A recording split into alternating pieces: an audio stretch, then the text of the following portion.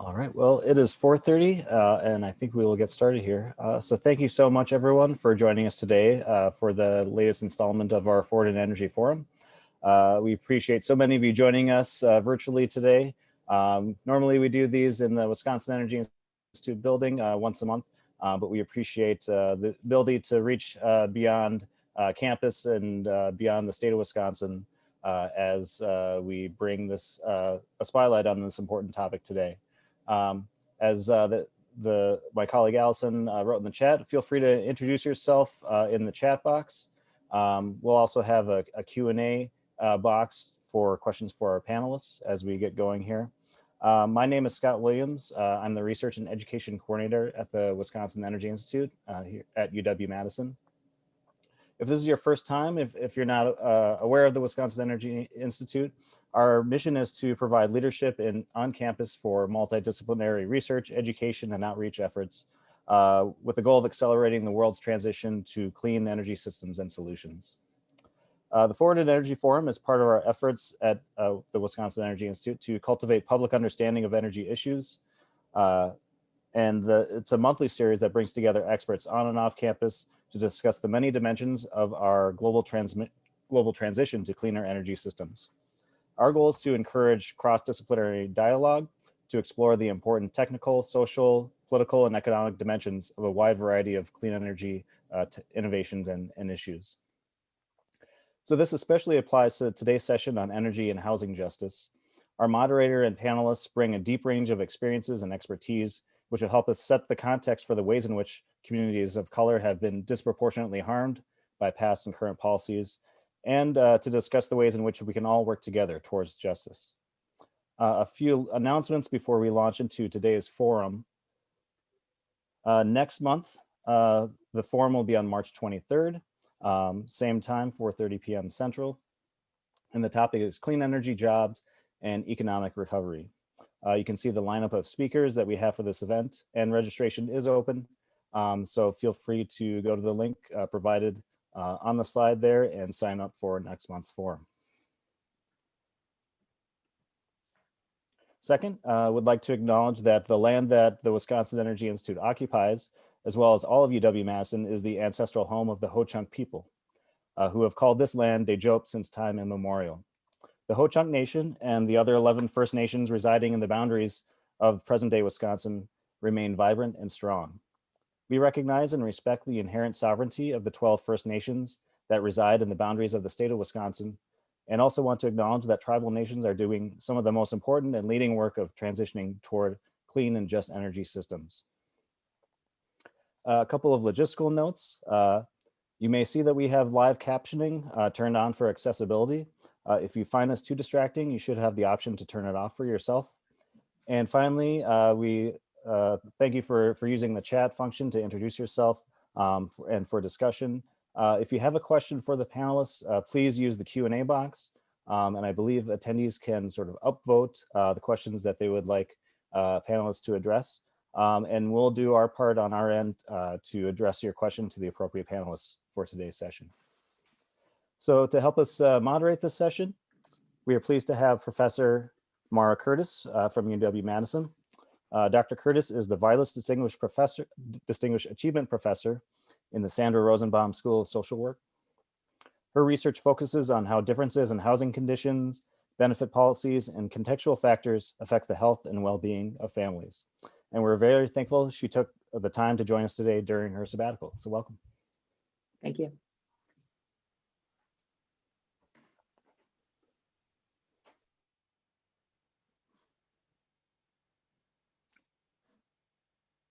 Okay, to me even now, Scott? Yes.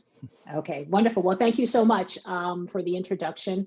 I would like to give each panelist a couple minutes to just introduce themselves and their particular expertise, and then we can launch into some questions, okay? So how about Abby? Would you please go first and just introduce yourself and your expertise? Sure. Thank you, Mara, and thanks everyone for being here this afternoon. I'm Abby Corso. I'm the Chief Strategy Officer at a nonprofit organization called Elevate Energy. I'm located here in Madison, and we focus on equity and climate justice through housing issues. And we're practitioner and work directly with residents of affordable housing. Thank you, Abby. Thanks. Justice? Yeah, good afternoon. My name is Justice Castaneda. Area of expertise. I'm always humble. I see all these folks on these calls, and I'm just a local Chicano that's chilling in Madison. But no, I am. Those things are true. I also kind of came up actually through a planning background initially in design, but I think a lot of the rest of my academic interest kind of stem from this question of what does it take to teach a child math, to teach them algebra. And that led me kind of as a, Are You My Mother journey around the United States, where I got to interact with a lot of really good people and good places who have accepted me in. But I generally speaking, my academic interests are the relationship between land use and children and family health. I do serve as the executive director at a organization here in Madison, Wisconsin called Commonwealth Development. We develop and manage low to moderate income housing. I always say we're reclaiming the concept of low income. Because I feel like it's putting a pejorative, and we don't use the word poor just because it's a descriptor of the quality of people, right? Instead of the actual thing where some people choose to go into lines of work that maybe are not as lucrative as others. And we do that. We do some business incubation support for small businesses, and we have a lot of workforce development work that we do with youth and adults. We teach everything from financial literacy through financial fluency through financial mastery. I moonlight here in Madison, Wisconsin. I teach on and off at the university, including the graduate seminars on introduction to planning and also gentrification here in Madison, Wisconsin. Denise? Yes, thank you. Hi, I'm Denise Abdul-Rahman, and I am, I am the seed of ancestors that survived the Middle Passage and the Transatlantic, that survived the Jim Crow and have survived redlining and have survived mass incarceration and the children's prison pipeline.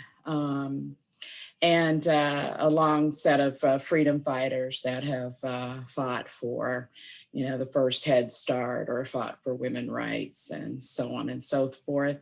And thus has catapulted me into being the Midwest regional field organizer, Midwest and Plain States for the NAACP, working for the Environmental and Climate Justice Program. NAACP is 112 years old today, and our program is 11 years. We have three main objectives in the context of stopping the environmental injustices, including climate change that have disproportionately impacted communities of color and low income in the United States and around the world. We work to provide resources and support to community leadership in addressing this human and civil rights issue. By supporting reducing harmful emissions, particularly greenhouse emissions. And we do this by supporting our members in shutting down toxic facilities and them advocating and monitoring and enforcing regulations at the federal, state, and local level and holding corporations responsible and accountable. We do this through advancing energy efficiency and clean energy, and we do this with them working with unions and small businesses and developing demonstration projects and making sure that communities of color are accessing the revenue generation opportunities in the new energy economy. And then lastly, we work to strengthen our communities' resilience and livability, everything from engaging in sustainability climate action planning and integrating policies and practices that advance food justice and advocating for transportation equity and upholding civil and human rights in emergency management and facilitating participatory democracy. Wonderful. Thank you all so much. So the reason that I was excited to do this during my sabbatical was for the expertise that all of you bring to an issue I think requires people to think across the different ways in which they function and the different various kinds of expertise and ways they look at the world, right? So how I wanted to start was to just read the blurb for this session, and then to set the context and then start in with the questions, okay? So this panel was billed with the following descriptor. Discriminatory policies and practices in the US have made communities of color more susceptible to the impacts of pollution and climate change. In addition, these same communities face a higher burden for energy costs. People of color are more likely to reside near major sources of air pollution, are more vulnerable to heat, flooding, and other climate impacts, and are less able to benefit from energy efficient retrofit or renewable energy programs. So that's the problem as defined by this panel. So here's the question, first question for the panel. How should we be thinking about the intersection of housing, racial justice, and energy towards the societal shifts that we need? I'm talking about global humanity, okay? Can you offer specific context that sets these conditions and how you address this in your specific work? Who would like to start? I want to go to Denise. Can I go to you first? Thank you, Mara. Well, I think, yes, that we have to think of this, that it's inextricably interconnected, and that one zip code that they are born in is a predictor of their economics, their educational status, their health status, their quality of life. And when I think about communities in Detroit surrounded by Marathon Petroleum, or communities in Michigan City, Indiana, and East Chicago, Indiana, that are surrounded by British Petroleum, and the other with the coal-fired power plant that in essence has desecrated their community's well-being, along with a prison that is in walking distance from the public library. I toured the Fort Berthold, I believe it's pronounced, in North Dakota, where indigenous people are impacted by the monotonous fire flashings all over their land for miles on end. I can only think of how systemic these inequities are, and how communities, Black and brown and indigenous and people of color, how they are placed in these communities. And most certainly society must shift to adjust systems. Climate solutions may be inevitable, but equity is not. And therefore investments in resilient, affordable housing, local investments, and policy changes that allow for community solar, that allow for energy as a human right, and that no one should be cold in the winter or die of heat stroke in the summer, and everyone should have the right to shelter. Our work calls for the advancement of community solar policies, minority business, contract opportunities, and clean energy. According to 2009 Blacks in Energy report, African Americans pay $41 billion in the energy sector, but only hold 1.1% of the energy jobs. So economics is a factor that's interconnected with housing, racial justice, and climate justice, environmental justice, or energy justice. Our reports call for energy efficiency standards, renewable energy portfolio standards. And most certainly it is a global issue. I've spoken with people that have connections to Sudan that are working to build solar libraries just so children can be able to read at night. I think you called it a solar village. And so, yes, this is something that we as a society, as human beings, we can envision a much better transformation for all of our liberation. Wonderful. Thank you so much, Denise. Abby, I see that you have your speaker open. That says to me you want to jump in there. Is that what that means? I just want to applaud Denise and those comments. I come at this from kind of an energy burden perspective. And I think there's some alarming statistics around energy. You know, we have 1 in 4 households that are energy burdened in this country. And I totally agree with Denise's comment that energy is a right and it's not a nice to have, being able to keep your lights on and your heat on. African American households are 64% higher to have the energy burden, and Latino households 24% higher than white households.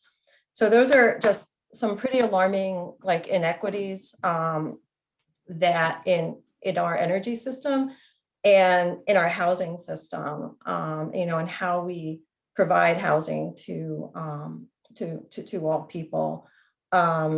So I think as we think about, this intersection of, housing and racial justice and energy, kind of for me, remembering, the fact that, being able to pay for your energy is a hardship for many, and the work that the narrow aspect that I take and my organization takes is really trying to figure out how do we alleviate that energy burden, because we do know that if we can keep people housed and energy is one piece of their monthly bills, then their children have consistency in schooling, their children can be healthier because there's more money for food and medicine.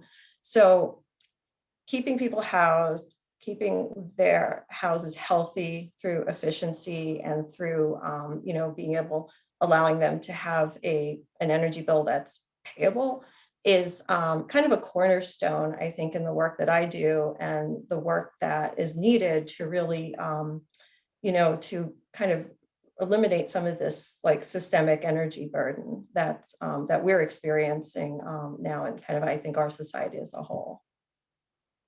Thank you, Abby. Justice, can we invite you in with your thoughts? And if you can think also about the question we started with, but about this idea of systemic inequalities and levers you think in the work that you do and how you see that. Yeah, first let's just acknowledge, yes to everything. I want to make sure I don't explain what was just explained to me. You know what I'm saying? Like we just heard I think those real thoughts. It's always we got this imperative for time where we got to I just hope everyone got a chance to soak in what was just said. I'll say a little bit in terms of systemic. I think there's this concept of cost, right? And transaction costs of just being alive. Sometimes the term that I try not to use is this concept of empowerment, because a lot of times I used to say when you have, when someone has a foot on our neck and you're asking them to take the foot off our proverbial neck, that's not empowering me, right? I know that I used that terminology before last year. And so there's some imagery there that I think is hard to imagine. But in essence, though, if you just think about this in terms of access to democratic processes and institutions, what we're hearing and what I heard from both Denise and Abby, and they said some powerful stuff. Like I said, we're just a couple minutes into this, and I'm already over here speechless. But if you just think about this, what we're saying is that being born Black and brown, BIPOC populations in particular, and depending on where we are geographically in the United States, it's moderated somewhat by income. But what that's saying is that you are in essence being prohibited from equitable access to democratic processes and institutions, which is, technically illegal under the Commerce Clause of the Constitution, but constitutionality, we're learning, means different things to different folks. And so if you think about what I would say is that right now, given everything that we're looking at moving forward, we do not have the luxury of not having all hands on deck. And in terms of making us the most competitive, the most nimble society moving forward, and I always go back, a mentor, a colleague, once upon a time, a long time, there was this character named Jeff Duncan Andrade who did a TED talk, and he talks about the roses and concrete and everything. But the deal, though, is that if you think about the tenacity, I always tell folks that, my people is like, look, they've been trying to kill me for like 500 years, and I'm chilling. I just got up, just had a sandwich, and I'm drinking some water. And so I think about the tenacity of our ancestors and the people who, in spite of the fact that we have kind of this proverbial foot on our neck, we're still over here banging out. Now imagine if we were able to take some of these steps to actually give us equitable access to democratic processes and institutions. Imagine the asset that we would have in terms of the competitive advantage of not just in terms of duopolistic competition, us versus them, but in terms of the overall contributions of all of our people to solve these problems that at this point are global, right? So we need everybody on deck. And I just think that in terms of economic, I think in terms of moral, and I definitely think in terms of social political advantage, we need all hands on deck. We need everybody in here. And right now, this is, fundamentally, this is about moving us forward, right? We got to do this stuff moving forward. But again, I mean, in terms of the technicalities, I'm still sitting here trying to process what these two brilliant individuals just said. So that's what I got. Well, thank you, Justice. So I'm going to just sound a theme I heard from definitely from you, Justice, and Denise, and also from Abby, which is this. So we're talking about energy and climate and housing justice. And we can have some real specific conversations about particular policy levers and how that might work. But you're saying something, Justice, and also Denise and Abby, that I think is important to say. Part of the argument that you just made, at least how I frame it, Justice, is this idea that because of the nature of long-term and systemic inequalities across a whole host of economic and other systems, that people's access, particularly folks of color, over time has been so significantly reduced that this idea of all hands on deck, everybody, whatever their gifts are to offer to this, kind of the global human project of doing something about these pressing issues, is also reduced. You also sounded, as did Denise, this story of kind of survival and stewardship, particularly when you talk about Indigenous folks, right? And so what is the importance then, if you think about these different histories and the different folks who are at the table now, beyond the idea of kind of resilience in people who have been able to survive that which many folks were not meant to survive, right, in this particular experiment in democracy, beyond the idea of kind of lost access, what else? What else does looking across place and space and people and organizations to push back and reframe how we think about the problem? How can we think about that concretely? And I'm also thinking a little bit about like what we're seeing happening in Texas right now, and how does that instruct us? How does that help us think about activism and how various people in our different roles can use that role to think differently about the problem? Because I think until we think differently about what the problem is, we'll always default to what's this lever, what's this one little policy, but that's still picking away at an overarching different way of thinking about things. Now, maybe that's not true. That's what I think, but if that's not too strange of a question, I'd like folks to weigh in on that. How do you think about the larger exercise in reframing what the problem is, as opposed to just the policy lever to fix it? Does that make sense? So what do you think, either Abby or Justice or Denise? And then I'll look, and we have a couple questions in the chat. But before we talk about policy levers, I really want to have a fuller conversation about some of these other kinds of issues, about framing what the problem is. So, Denise, I'd like, the way I understand your question, for me, it's been being in spaces like this, having conversations, right? Being with many other groups that come up with the shared understanding around everything from defining what equity is, because what equity is to you, it could be different for me. And so almost coming up with a consensus or an agreement around shared principles. So I think that kind of process has to take place. Whatever it is that needs to be moved, racial justice, climate, what is climate resiliency? And then once there's an understanding, then I believe that one can shift the paradigm. And I'll stop there. Go ahead, Justice. I saw you. No, Abby, I mean, I'll always defer to you. I mean, go ahead. If you got something, go ahead. Well, there's so many comments. I would say that there's so much that's being eaten up in terms of parasitic load, and I don't mean that even in the energy context from which it is derived, but in terms of a lot of our other systems, right? And so there's like anecdotal stories I can give of different places I've worked. There's a place here in Madison. There's a very low income housing complex on the west side of Madison. It's right on the back end of an it's a rock crushing operation, basically, right? It's a concrete, but they were using it for rock crushing as part of the DOT was doing Verona Road. So we were taking all the stuff and crushing it. And we actually got introduced to this site through a different thing. They were kind of proposing that we look at it as a potential development. And we were talking to them, and and I was like, well, when do you know, well, we only crush the rocks at night, and so we went there late at night and to check it out. And sure enough, it sounded like they were crushing rocks. Now on the back end of this is really low income family housing.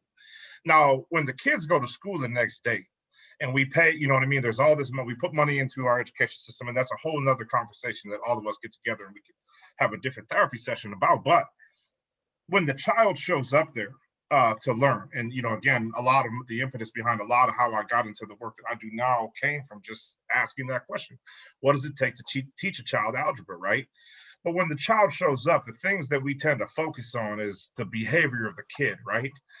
And if you think about it, that kid is actually operating absolutely, their body is operating not healthy, right? Like they're having a healthy response to the fact that they're living next to a rock crushing operation that's preventing them from getting sleep. REM, rapid eye movement, and deep sleep that everybody knows is essential to cognitive development and engagement in our school sites. But when you say that this child, is having this behavior or that behavior, we're not saying the concrete operation or the industry that's around the child. What we're saying is we always put it back on the individual. And so we do all these things. We put all these programs into, and they're good programs. And I'm not disparaging, our investment in a lot of these programs. But when you think about what that's costing us, all because we're not addressing, again, the kind of upstream aspects of what is actually moderating the behavior of the child. Now, there's so many examples of that. If you go to some of our more industrial eastern cities, you get this in the West too, but when you look at the relationship between whether it's COPD or acute asthma and behavior, and all these things are showing up. And so when you think about this again, it becomes, we're talking about children's lives, right? And the ability to breathe. So I don't like quantitating that in a way that it sounds like I'm saying that it's the economic thing to do, because then it sounds as if you're saying, well, we shouldn't do it just because you probably shouldn't be poisoning children or you shouldn't be suffocating children. But on the moral and economic, again, talking about where we stand and who we are as a people. And I know right now, I think that for a lot of folks, this, I don't know, my grandmother always kind of talks about this is just a continuity. She's never surprised by anything that's happening. So whenever I feel like we're hitting a new low, she's just like, yo, it's just Tuesday. So this is just Tuesday. So I would just say though that, these are the type of things, but the focus, I just, I've spent a number of time on committees here in Madison looking at things that I think a lot of people are very passionate about. For instance, whether there should be police in schools or stuff like that. And those are very real issues that we need to talk about. But when you peel back those layers, and we can kind of get into that here, like you start finding out that, how much of the perceived need for these things, which again are very controversial, is the root of it is actually in a lot of these other places, right? So if children were sleeping, if children were not being systemically poisoned, if they were not being systemically suffocated, would we still see, the behavior, in terms of the way that they're operating in schools? Again, there's so many examples that you could tie into this in terms of why this is such a pressing thing and why there's such an urgent need for systemic interventions and change.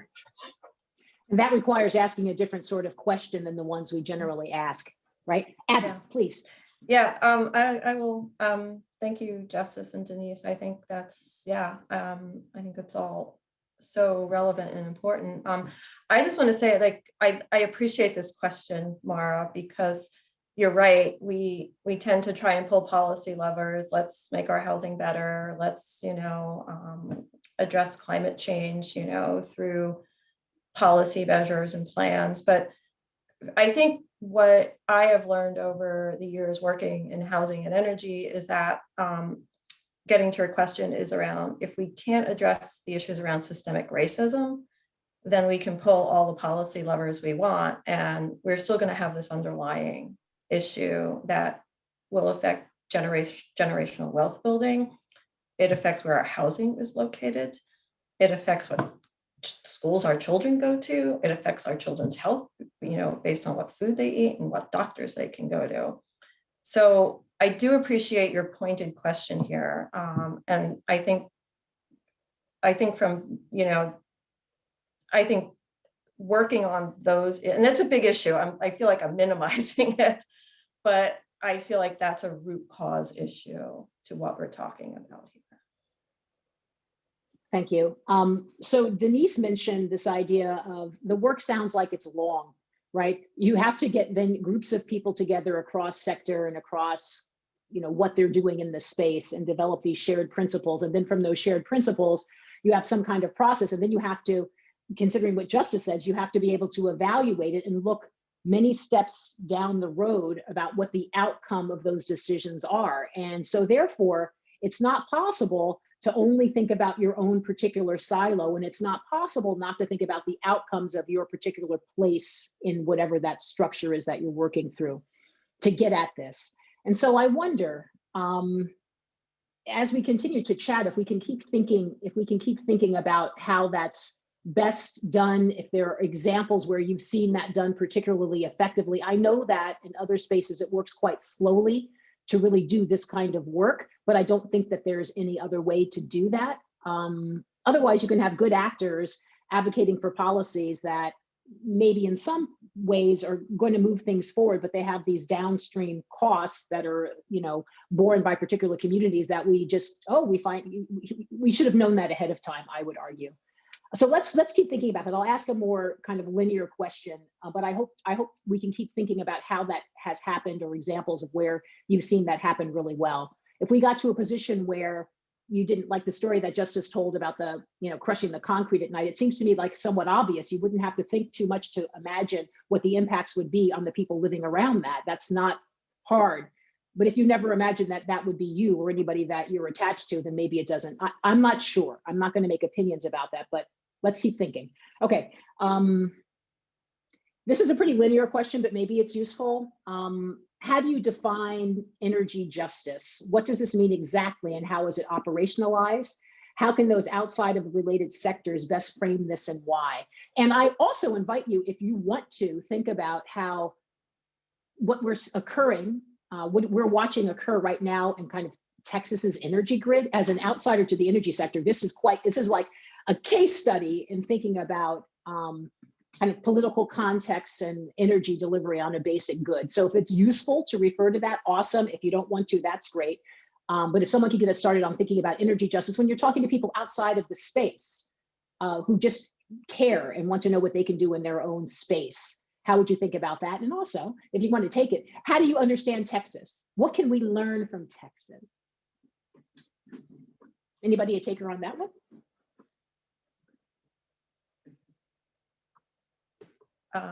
Well, I'll just kick us off.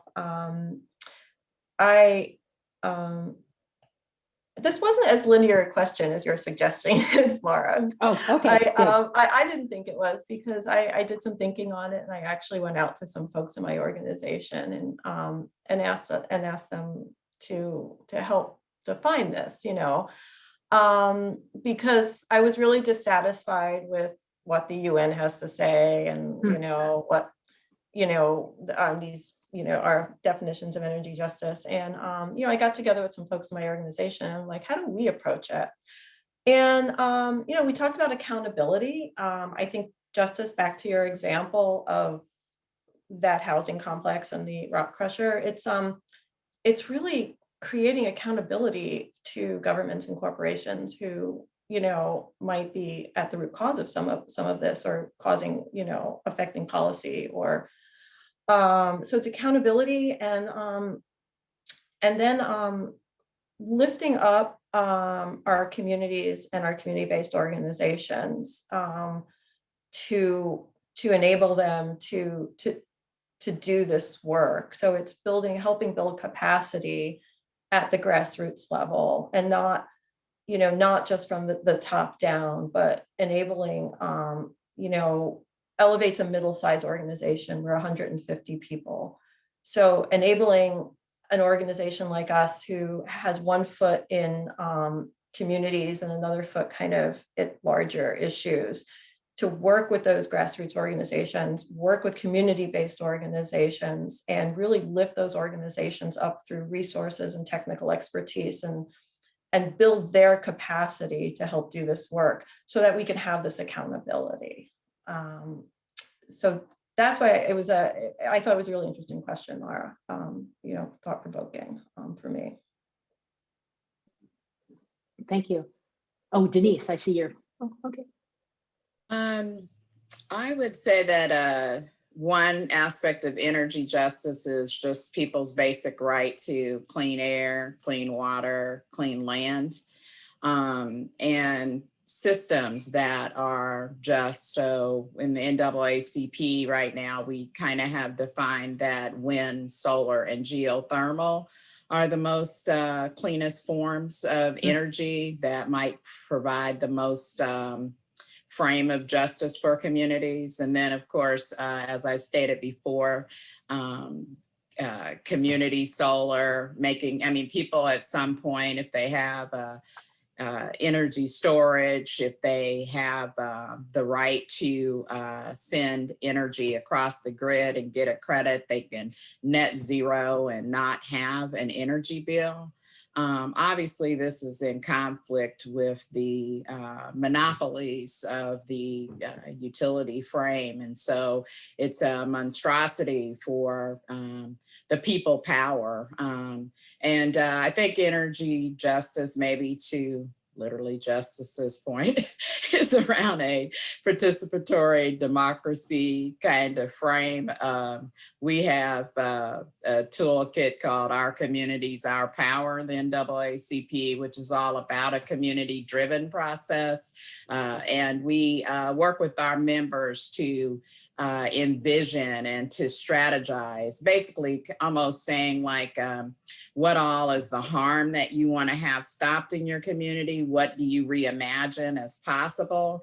And then making the other stakeholders at the table take into account, and thus that moves equity, like making their own action plans and strategy plans and putting them at the municipal tables and the state tables from that policy perspective. But outside of that policy perspective, there are communities such as I think it's Solidarity in Highland Park, Michigan, that at one point they didn't have any street lights, or something happened with their street lights, and they came together after, I believe, a child was killed.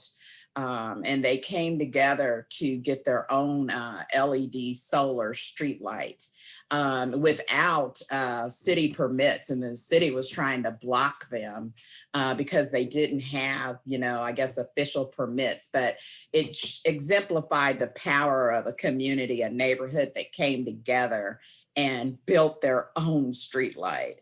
So a lot of this is people freedom from, I think, these systems that we've been locked into, and many of us, at least myself, that didn't have a lot of conscious awareness of how we could really create change. And I think a lot of my role is helping our members to say, yeah, what you were thinking is right. It's also changing narratives because we've been locked into a certain narrative, and a certain frame is the only frame.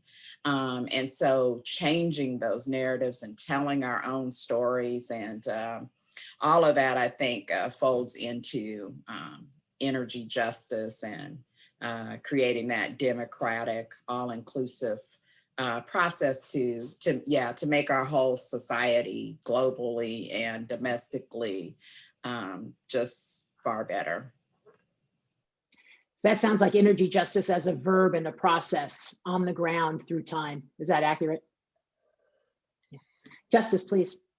It's cool. I like this role because they always, I get to just say some pithy stuff at the end, man. That stuff, I mean, hopefully we're getting all this. I think it's so, because I think a lot of times George Lakoff, he was a cognitive neuroscientist, but he has this thing about the truth will set you free myth. And there's always this thing, like, they're always asking us to come up with more, but like when you listen to these two folks going on, we can go down. Like if someone's asking, don't even trip, right? We got you. If you're looking for specific, concrete, actionable, implementable pathways to do these things, it's cool. We got you. We got it covered. And every time I'm in something like this, I just listen to you all, and it's like everything they said, all of that, I will just take it and say, look, I know some folks don't care for the character. I was a big fan growing up. Malcolm X was big, I was introduced to that a long time ago, but he has this thing about, I'm the man that you think you are, right? If you're ever trying to figure out what I'll do, just figure out what you'll do. I'll do the same thing, only more of it. And I bring it back to, I'm going to bring it to this concept of love, right? And not like the romance. I'd say the bell hooks is that concept of love is a device. But when we talk about housing here, a lot of what I always ask people to think about is, think about the first time you ever fell in love. And it doesn't have to be with a person. It can be with reading or writing or running or gardening or cooking or all the things that people find passion about. And find passion in doing. And then think about a place that they're living in and imagine yourself falling in love in that space. Could you imagine yourself falling in love in that space? And if you can't imagine yourself falling in love in that space, then why would you ever ask anyone else to want to live in that same space? When we recognize that beyond, prehensile thumbs and everything else, our capacity for artistic expression, our capacity for love in artistic expression is something that makes us that is what defines in many cases our humanity and our culture. I think the challenge here is that you have a situation where we're still trying to prove that we're human beings, what I'm saying? And so like before we can even get to the policy stuff, we always got to get, and definitely for our Black and Indigenous, like just acknowledging that we're human, that we're not subhuman.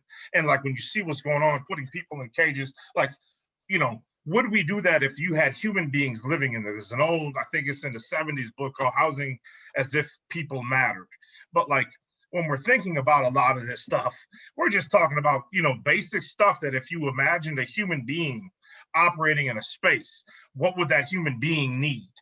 And when you think about a lot of the things that we're talking about, you're talking about things that you would not want human beings to be exposed to or human beings to have to deal with. And so I just add that kind of as a little, like I said, it's just very humble. I think, hopefully there are folks here. I mean, I think a parting word from this last segment is that between the two folks there, just me as a cheerleader, there are a litany. I mean, just kind of getting ready for this, there are a number of solutions. There are a number of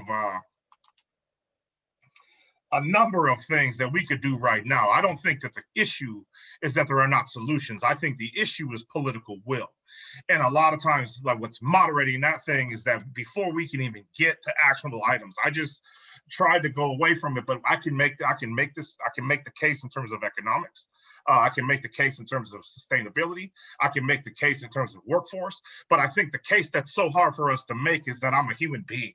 And that's still in every conversation is something that we're always having to spend the majority of the conversation going through before we can get to the actual brass tacks of the policy things that we need to be doing. So can I add some other? Yes, please. Yes. Well, I don't want to steal Justice's thunder totally, which I'm sure I'm not going to be able to anyway, but you mentioned the part about the Texas and the grid. Well, you said Texas, and yeah, it's a horrific, horrifying sin that a child has died, that other human beings have died. because of the failure of the decisions that were made from a policy perspective.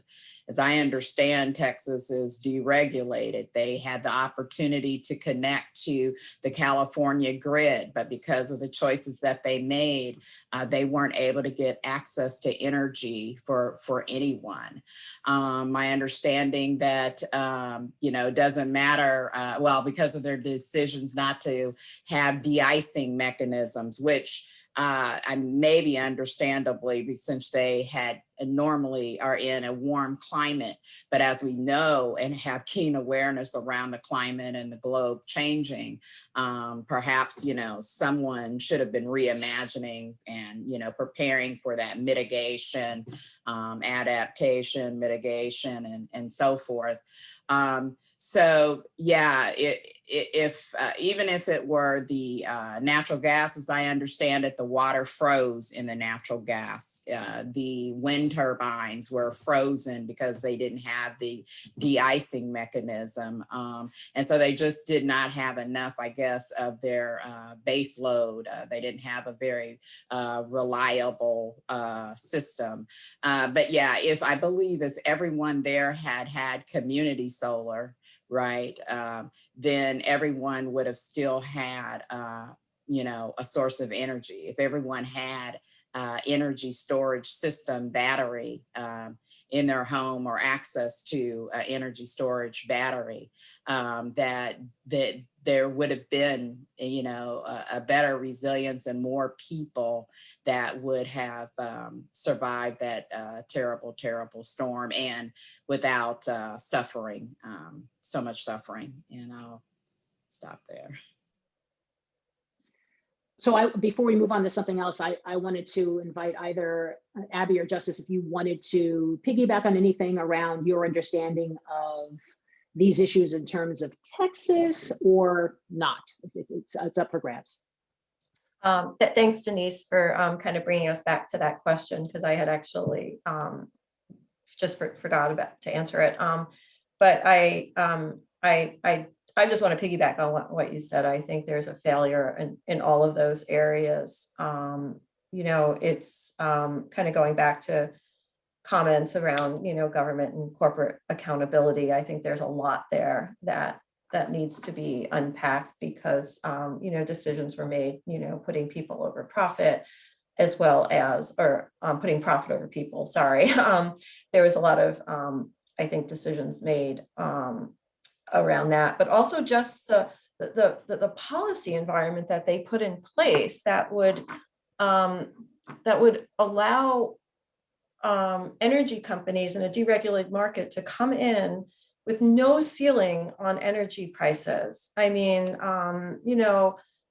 people are reporting that their bills went up to $6,000, $9,000, $10,000 a month because of this deregulated market, and there was no ceiling on what they would be paying. I mean, it's really unconscionable that, as a typical consumer, not an energy professional, but just a typical consumer, whether they're low income or middle income, just trying to raise their families and pay their bills and keep a house, over their head, that they would be subject to that kind of market forces that maybe they didn't know about or didn't, whatever the reasons. I can't guess, but it does feel like there's a failure of policy there and consumer protections that occurred. And I think hopefully that'll get unpacked over the next several months.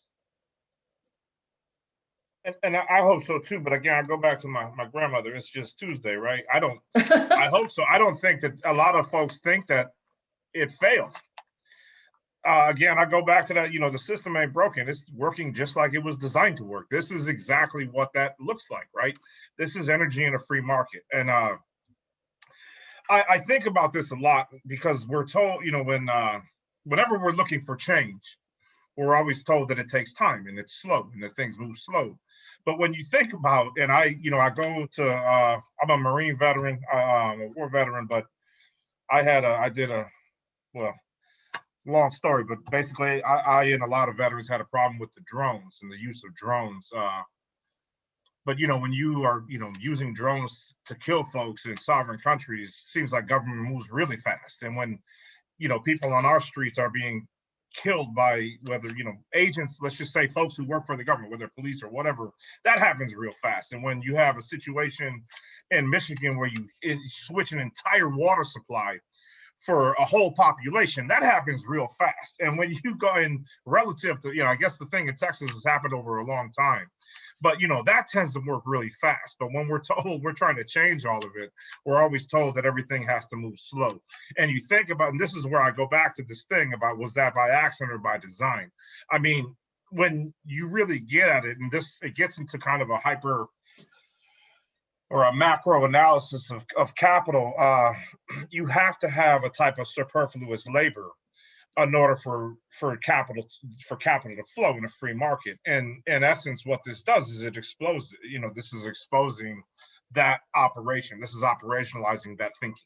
And so I think it's unfortunate. I hope that there is enough pressure on the elected officials in Texas by a number of folks. I mean, Texas is more and more, if you look at the way that state has been gerrymandered, again, this is Tuesday, it's happening all over the United States. This is what we're seeing, right? We're moving to this trend of states that are unable, again, it's not democratic, if that means anything, but I should say I'm critically optimistic. I hope that what we're seeing is a reckoning with how much this is going to cost. But I go back to this thing that I don't think a lot of the folks who set this up think that it's a failure. There's this story that is always told that, and I don't know what the number is. I mean, back when I was a young warthog, it was, I think, $32,000 a year to incarcerate somebody and like 12 to educate them or something. I don't know the numbers anymore. I know that on one level, the cost itself is more to incarcerate than to educate. I was always trained, though, that when you're dealing with a free market, another way to say that is that you can make more money off of that body by incarcerating them than you can by educating them. And so from a flip side, it actually makes, to them, it makes more sense to incarcerate them because you're making more money off of that body by incarcerating than educating. And when you do the same thing with GDP, where we spend over a fifth of our GDP on healthcare, another way to say that is that there's a fifth of our GDP that, there's a lot of money, let's say our GDP, whatever trillion, we're talking about a substantial amount of money that is being made by somebody because people are not healthy. And from a certain perspective, I don't think that they see, yes, it was a Hakuna Matata reference. I don't think that they see this as a problem. I see them saying this is exactly how it works. They know what they're doing. I mean, that's just the Malcolm X. It's like that thing about forgive them, they know not what they do. And he said, no, they know what they're doing. As long as they've been doing it, they're experts at it. They know exactly what they're doing. And so I hope that this is enough of a reckoning from a national and a state level, not just for Texas, but for a lot of states, because Texas is the one, because it's how big it is and because of the way it affected them, but they're not alone. I would look at, our state, and I would say that everywhere needs to have this conversation because this is the way that we were going, right? And so hopefully that there is the reckoning that everyone's saying it. Like I said, I'm critically optimistic. Okay, so this is fun. We have some questions coming in from the Q&A. I'm going to take one of the Q&A questions because this is where we are. We're talking about political economy. We're talking about the structure of our system. We're talking about hyper-capitalism. I would argue latter stage capitalistic failures. This is my opinion. So here's the question from one of our listeners.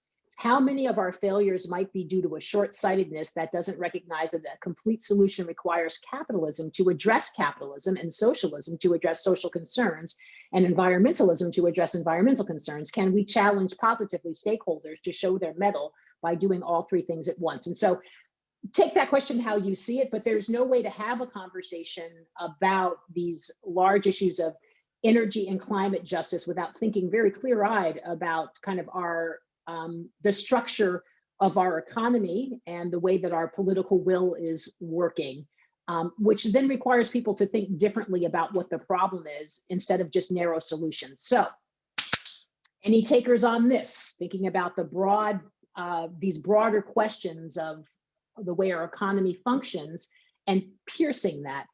The other thing I would just say, Justice, you speak about this thing works exactly how it was built to work, and that's been said by many other actors before. What I want to understand is building it from the bottom up has always been the challenge to the existing order. Nothing has been gotten in this country in any other way. So rather than always looking up at what we imagine the powers that be and what is influencing that, it's always been pressure. That's why we got the New Deal. That's why we got anything in the 1960s. That's my understanding of American history, much later than other countries. This is my worldview. So anyway, I'm going to throw this big question about kind of the economic order, the reframing, and see what any of you might want to do with that.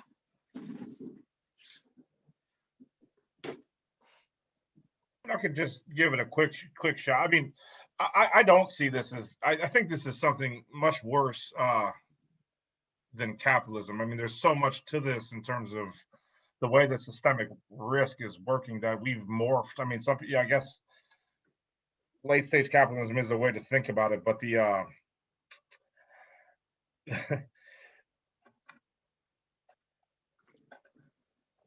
the nature of feeding off of other bodies, right, and the way that this is supposed to happen, where capital will when there's as you said, the failures, the idea is that you can make money. They're thinking, at the end of the day, there is a way of doing it. I see that worldview as being very nihilistic.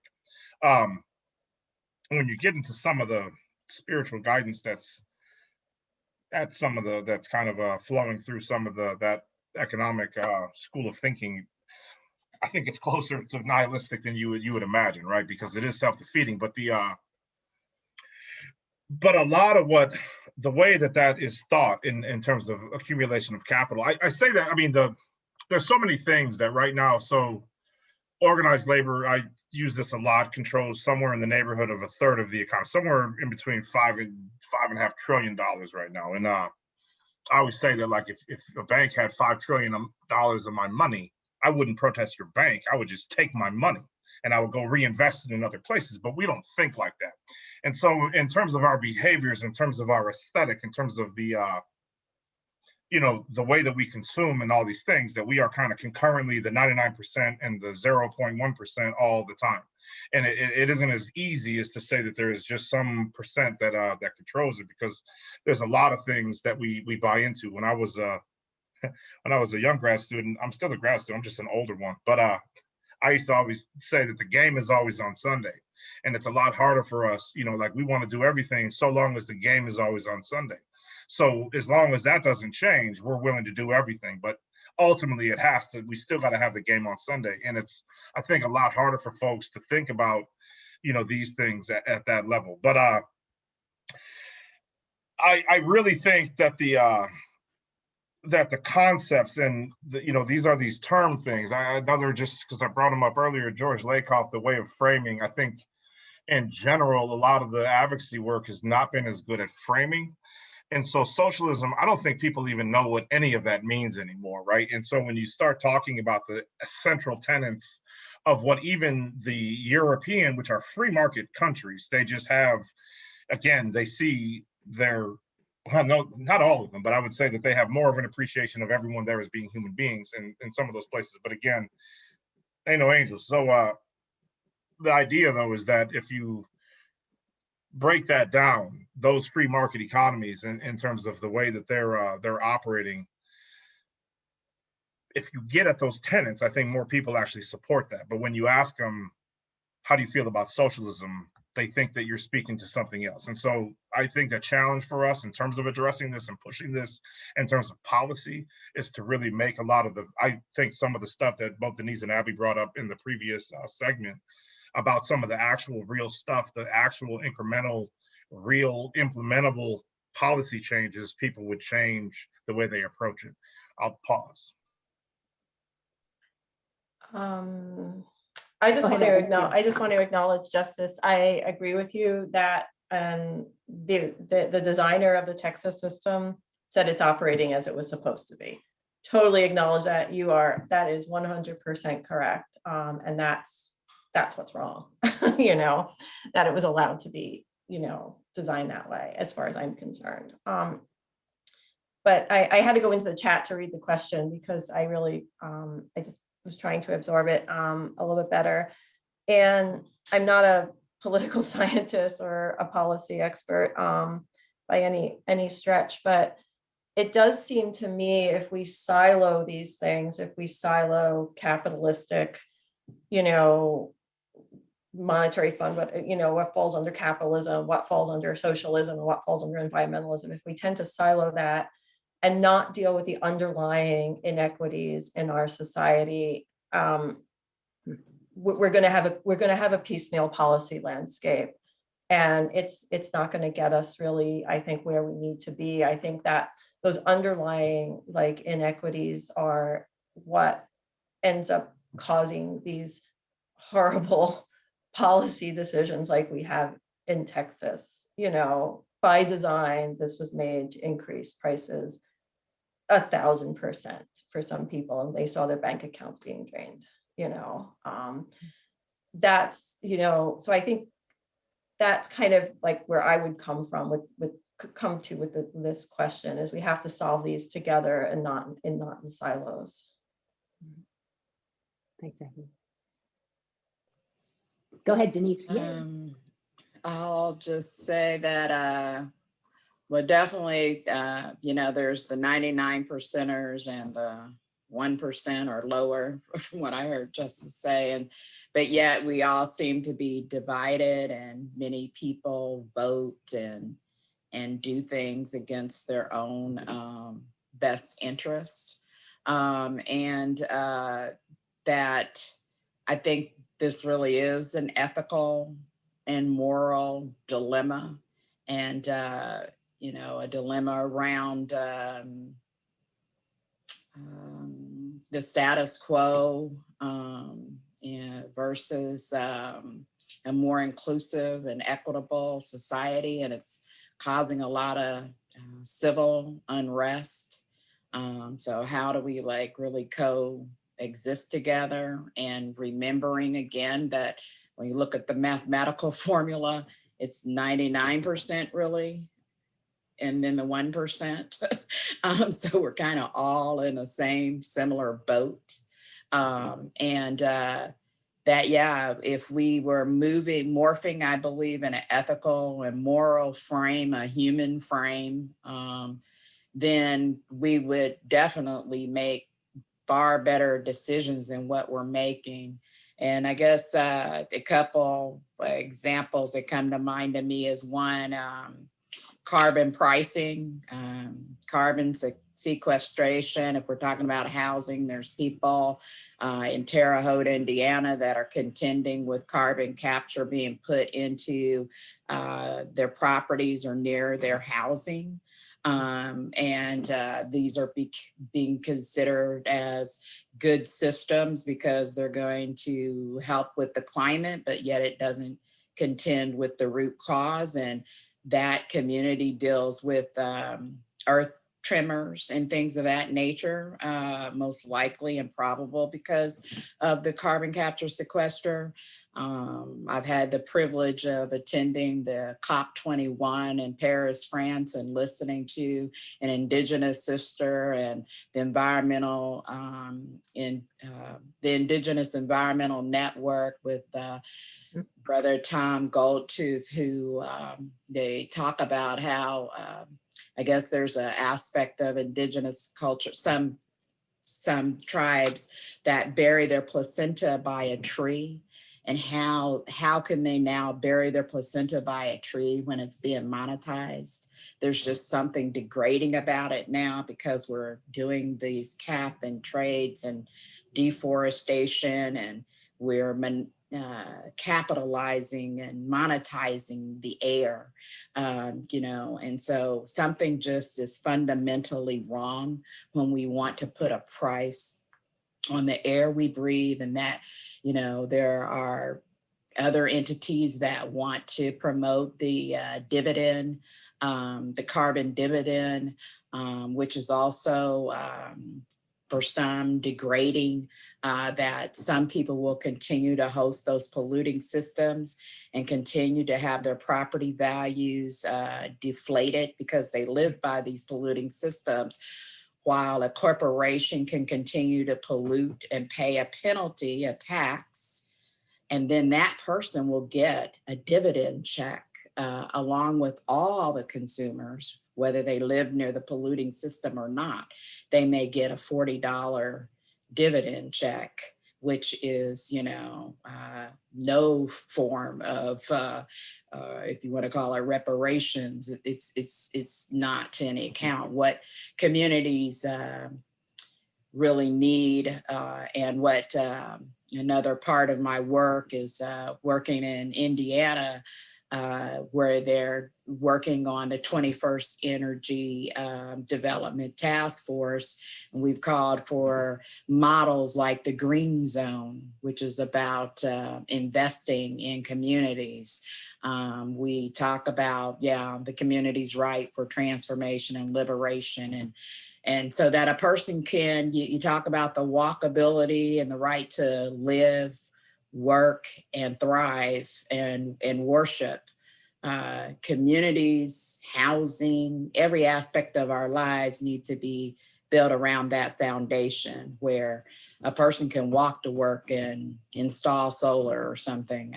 I'm not sure, or plant or do urban gardens, or what would it look like if our children were getting their food straight from the garden in their cafeterias at their school? How do we really, really localize systems? And then lastly, I'll just say too, we've been in the midst of this pandemic, and the essential workers, as they've been called, we're not, as you've heard people say, not getting the essential wage. These people that had to go to work every day, risking their lives, still going to work in the midst of this pandemic. And so just something is fundamentally wrong as we need to look at our ethics and our morality and our humanity. And I believe, as some say, I believe that we can win, that we can reach into our humanity and really change and make a better democracy and better systems for all. Thank you, Denise. So this is wonderful. We have a really cool question that's right where we are. So I'm gonna put that question out there and see what you all have to say about it. I think this might be in your sweet spot, Denise, but we'll see. The questioner says, I am a Black energy professional. One of the things I find discouraging about the energy industry is the fact that most energy efficiency and renewable energy programs I know have very little impact on the lives of low-income communities, because people with low income generally don't own the buildings they live in. Do you know of any policy initiatives to address energy efficiency at the base level during design and construction? I think developers shouldn't be allowed to build energy guzzler buildings today, but our energy codes are outdated, despite the fact that we have the cost-effective technology to build net zero buildings today. So that's a wonderful question. And two, so the technology exists in this case, but getting it online consistently in community seems to be the issue. So can you all address, or, some feedback on that question? I think it's a good one. Can I real quick, just a clarifying question from the person who asked the question in the chat box? What state are you in? I'm just curious.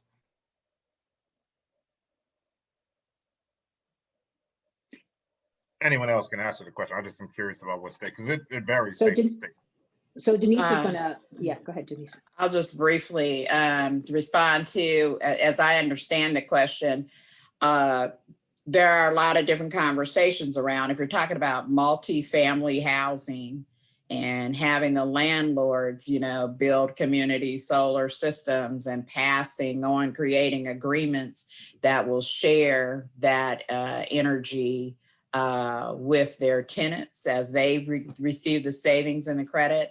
There have been conversations around the LAHEAP funds and finding creative ways to use LAHEAP, and conversations around the WAT program, the Weatherization Assistance Program, and trying to reimagine how those sources of funds can be better utilized, and reimagining how those living in multi-family dwellings can benefit from clean energy and energy efficiency.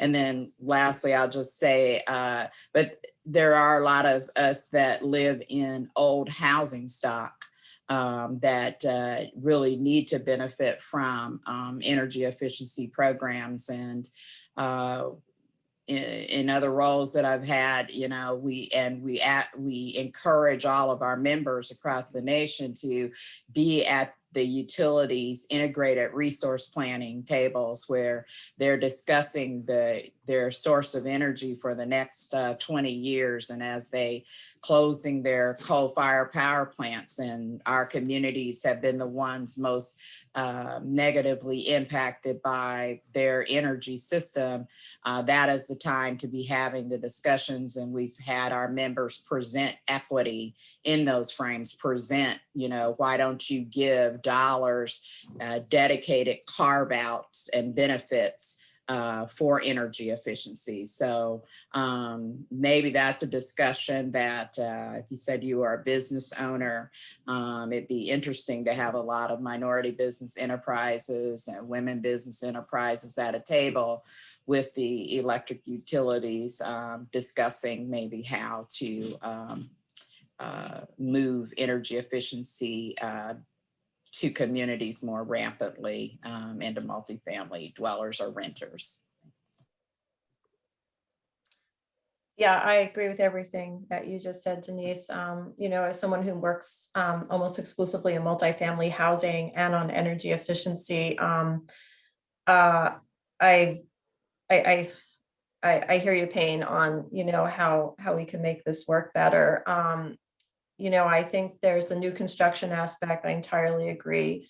We could be doing more to make new construction more efficient, have greater access to clean energy, making sure that every resident, you know, can take advantage of that. But 50% of the stock is that we currently have is basically naturally occurring affordable housing, which is not preserved by a subsidy. It's basically privately owned in many cases. And I think that is part of the equation that we really need to work on, is how do we keep that housing stock out of deferred maintenance, making it more efficient, you know, providing both owners and residents with those benefits to make that housing you know, just more efficient and to take advantage of clean energy. It's not going to happen with lack of incentives. We need incentives. We need extra resources for that housing stock if we're going to have any chance of preserving the affordability. So I think kind of thinking about the new construction piece is as important as thinking about this, you know, existing housing stock, and how do we keep that both affordable, but also making sure that it's efficient so that, you know, the operating costs are lower, but it's affordable to residents. So it's reducing energy burden for the residents that live there, because even you know, most of our residents are paying their own electric bills, and many of them pay their gas bills. So, so there's an incentive there to, you know, to reduce that energy burden with efficiency. Wonderful. So we have just another 15 minutes. And so what I'm hopeful for us to be able to do, you know, we spent a lot of time thinking about things broadly and setting a lot of context. And so we're getting a lot of questions in the Q&A, and this is always the case. Nobody wants to leave here without knowing what to do, what levers can be pulled given where they are in their lives and what they can do. And I think that's a fair question, but it was important to me that we talk about things more broadly within the vision of what needs to happen before we get into particular levers. So for each of you, if you could address that, if we are indeed in a policy window of change, what are the three most important policies or opportunities that your sector wants to take advantage of, or that others can take advantage of or move forward? So I hope when you address this question, maybe you can talk about geography a little bit. I mean, what local policies you might be able to push forward, or that individual actors can push forward, what federal policies you would like to see. We don't want to leave without some concrete stuff. I think we've done a pretty good job setting context. So, okay, so that's what I hope we can do for the last bit. Talk about, I don't want to call them solutions quite. I don't know that they're solutions, but policies and actions to move us towards the goal. Yeah. So anyone who wants to start, this is the part where anybody who, you know, whatever people do in the world, we don't want people to leave this and not understand what levers they can pull, what things they can think, what they can do either locally or federally or in other ways. I think that's important. So, yeah.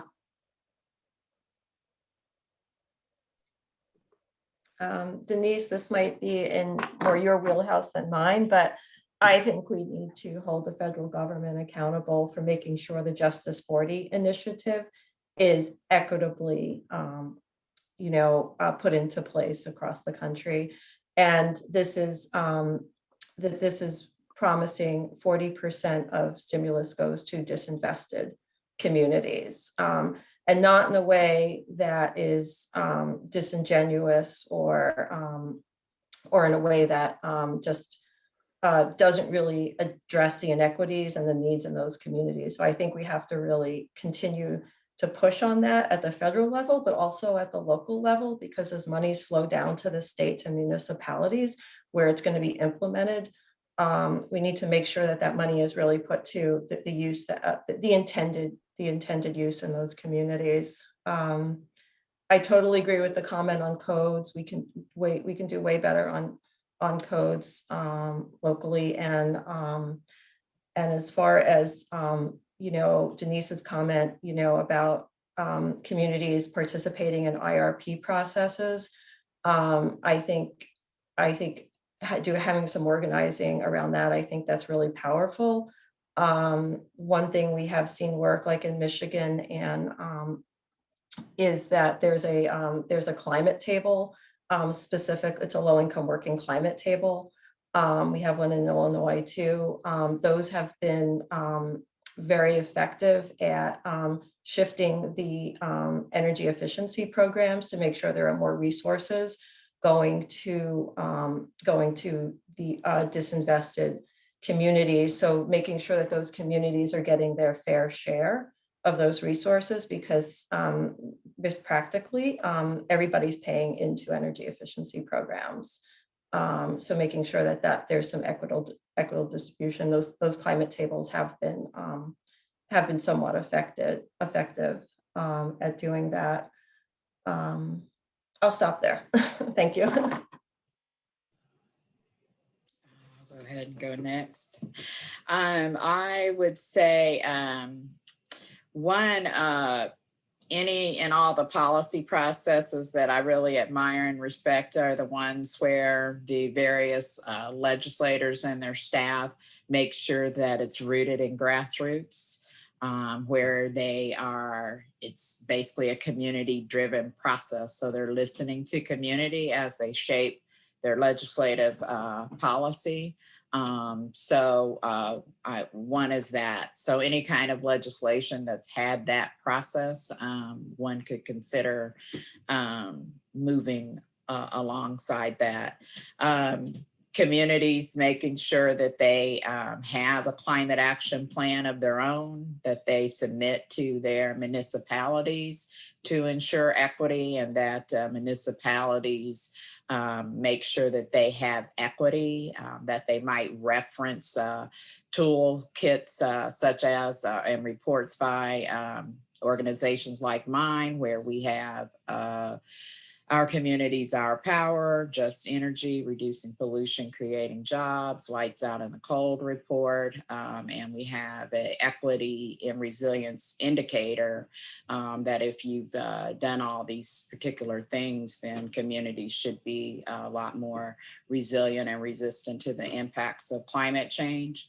I'd say keep a lookout for the Biden administration has made environmental justice central to its climate action planning, to see what comes from that particular policy that communities can align themselves with. My understanding, green banks are something, a favorable model for communities to look at. And of course, I lifted up the green zones as a model to look at.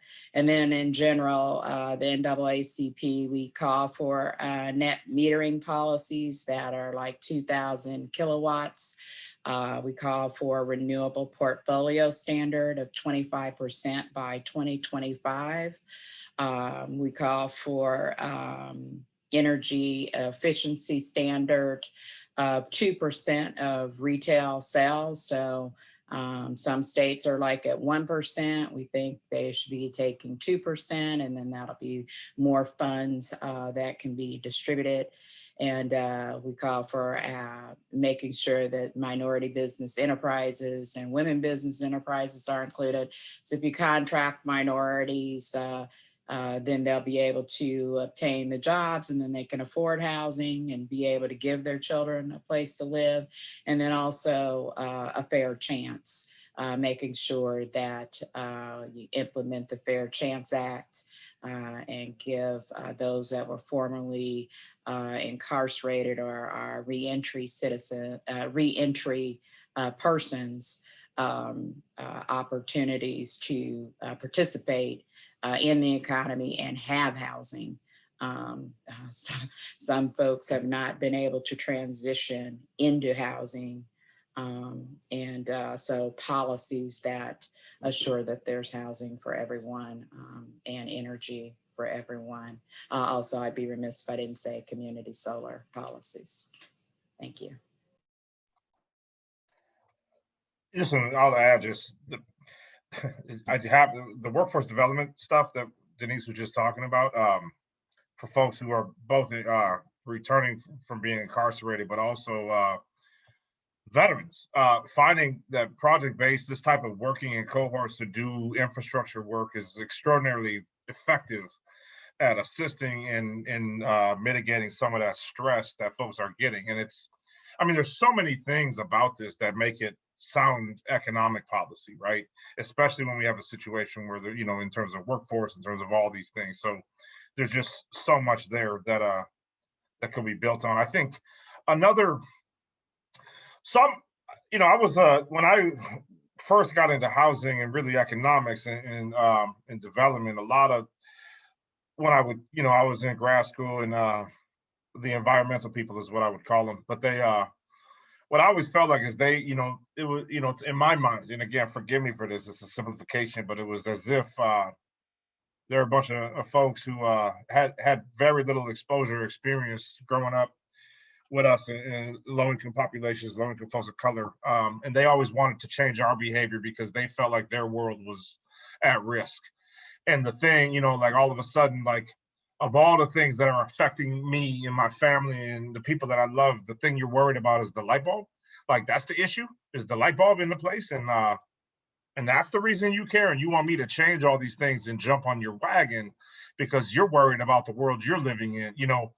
It took me, it's compelling enough to realize that I was very short-sighted, that actually everything in terms, we can connect the dots, and we touched on a lot of things today. So monetary policy, education policy, I think health policy, at the core of so many, it turns out we're sentient beings. And at the core of so many of these things, there is this undercurrent of the health of the planet and the communities and the places that we're living as it pertains to the effects of the climate and environmental justice. And I think for folks is to find those easy on-ramps so that we can make those connections as easy as possible. I talked briefly about the one with the schools, but realizing that this doesn't exist. This is something that affects all these other arenas that we all operate in. And just to that question, to everything Abby said, the question about development, we need to be more aggressive at increasing the credit market for different subjects, for different things. And the reason I asked about the state is because in some states doing new development, there's, you know, California comes to mind, but there's so much available because they recognize the total impact, it's kind of like, are you going to pay for it now or pay for it later? But they recognize that it's much cheaper to subsidize a number of things, everything from, you know, low flow toilets to light bulbs, you know, all these other things, all the way up to photovoltaic and a number of other things that you do at the initial build. Whereas in Wisconsin, we're not quite where we need to be. Can I just say real quick, I'd be remiss if I didn't say that I'm a Black woman veteran of Desert Storm. So I'm definitely with you as it relates to veterans, and that we've done some research with the NAACP and our environmental climate justice program, looking at the high unemployment of African-American women and homelessness, and them also getting exactly a fair chance and being able to participate in this economy, especially after, quote, serving their country. So thank you. Thank you so much, everyone. So we have just a few minutes, and so I would like to have this be your opportunity in a minute or so to leave us with what you think it is most important that we make sure that we leave this conversation with. So this is your opportunity to make sure that you're able to do that. This has been really a wonderful conversation. So I'll invite each of you to tell us what you want to tell us as we wrap up for about a minute, and then we'll be done. So who would like to start?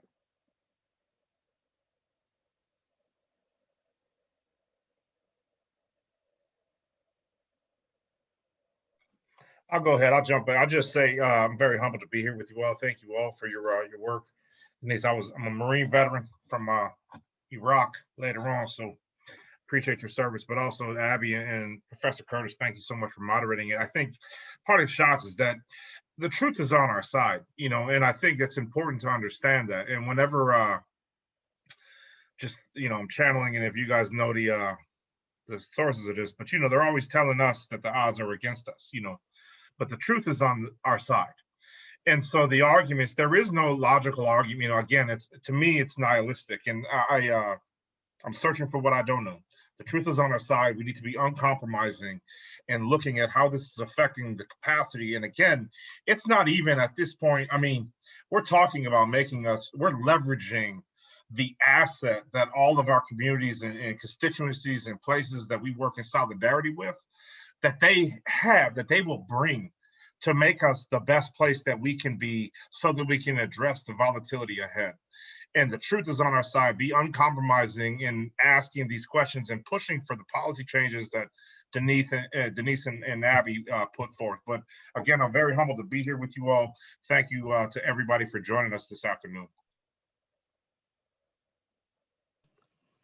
Yeah, I'll say it's a pleasure to have been on this panel with Justice Abby and Mara. And thank you for your service, Justice. And I'll just hone in on two things from Julian Bond. And I'd say as one of the takeaways that he tells this story around the baby that's being thrown down the river, and the people start grabbing the babies, and everybody starts organizing, and they're getting the babies out of the river. Then someone starts running up the hill, and the people say, "Where are you going? Come back. We've got to get these babies out of the river." And Julian Bond told the story as the person said, "Hey, I'm going up the hill so I can stop whoever's throwing babies down the river." And so I would just encourage all of us. And he also said to me at a Purdue University space that if you don't speak, no one can hear you.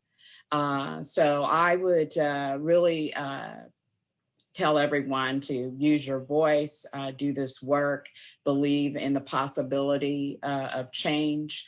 The young woman said yesterday, Asali, from an organization called Kepra Institute, that what gives her hope, and she's only, I don't know, maybe 18 or something like that, what gives her hope is knowing these conversations are happening and knowing that really that the greatest thing that's happening is our human connections. And so I would say, let's connect as human beings and let's make a beautiful change together. Thank you. Yeah, this has been an amazing panel. Thank you, Denise and Justice, for your service, and Mara for facilitating us, and WEI for hosting us. I think the one thing that I want to just put out there is that we have to move away from the single story. There's a novelist, Chimamanda Ngozi Adichie. I probably have said her name wrong, but she brings to light this fact that we're not a single story. There's no single story for a single mother, an incarcerated person, a homeless person. There's many, many stories. And as a society, we tend to look at the single story and put our stereotype around that person where they are in their life. So I think if we can, as we think about these problems and we kind of move beyond those single stories and really think about the whole person, the whole community, the whole neighborhood, I think we will be able to achieve what we're all talking about here. So anyway, thank you again. We really appreciate the opportunity to be here with such amazing people. Thank you all. It's been a great pleasure, and thanks to the audience and your wonderful questions. I'm quite hopeful, and I appreciate all the work that everyone's doing. Thanks, everyone. Thank you for the audience for your great questions, and thanks to our panelists for the discussion. Thank you, Mara, for moderating. Thanks, Abby, Justice, and Denise. This session is being recorded, and so we'll post it on the Wisconsin Energy Institute website in case you missed any of it or want to share it with your friends and colleagues. And please join us next month. We'll sort of continue some of the discussion around clean energy, jobs, and the economic recovery. So hope to see a lot of you there for that. So thanks, everyone. Have a great night.